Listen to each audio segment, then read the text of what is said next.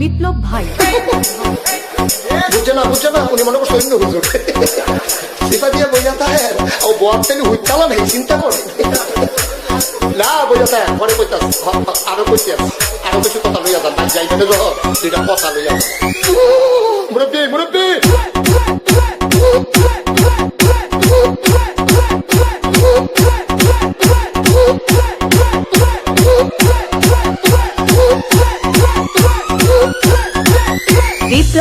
বিপ্লব please আমাকে ক্ষমা করে দাও প্লিজ কেরাম পড়ে ওরে বাবু কালকে ধরে নিয়ে ওরে দিচ্ছে আমি তুই নেই প্লিজ আমরা তুল দাও